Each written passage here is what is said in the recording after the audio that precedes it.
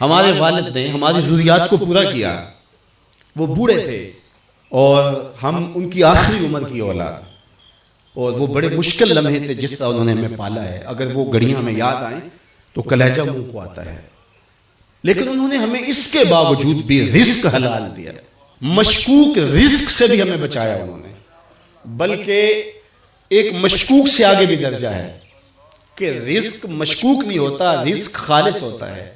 لیکن جو ہے وہ اس میں آپ اپنے وقار کو مجروح کر کے یا کسی سے وقتی فائدہ حاصل کر کے اس رزق کو حاصل کرتے ہیں.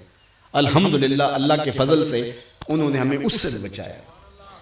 اس کی صرف میں 2 مثالیں آپ کو بتاتا ہوں.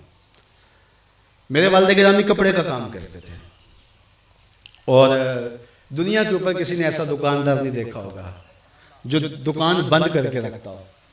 وہ کہتے ہیں لوگ آ کے بیٹھ جاتے ہیں اور میرا وقت ضائع کرتے ہیں، میں نے قرآن مجید پڑھنا ہوتا ہے. تو جو گاہک آتا تو دروازے کو دستک دیتا، قرآن مجید بند کرتے، دروازہ کھولتے، ہاں بھئی کیا لینا ہے؟ اس نے کہا یہ لینا، لیا فارغ، پھر دروازے کو نچلا لیا. ایسا بھی کوئی تاجر دیکھا آپ نے؟ اللہ اکبر.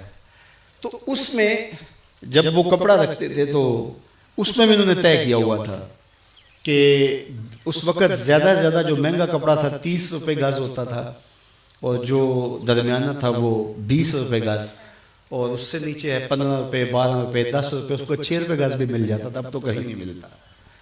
تو انہوں نے ایک ریشو رکھی تھی کہ 10 پہ 1 روپیہ، تو جو 20 روپے گز کپڑا تھا وہ 21 روپے گز بیچتے تھے، 21 روپے اس سے لیتے تھے.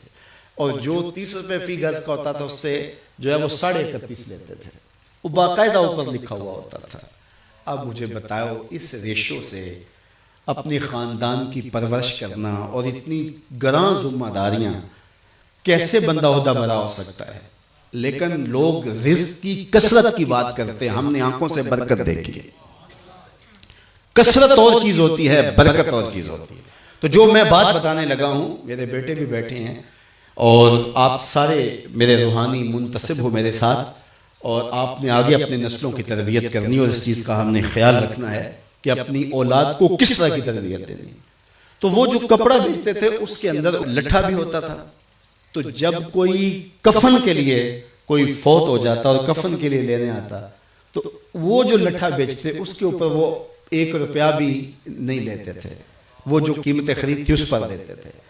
تو ان کا شعور یہ تھا کہ یہ کمائی میری اولاد نے کھانی ہے، تو میں ان کی تربیت کر رہا ہوں. تو یہ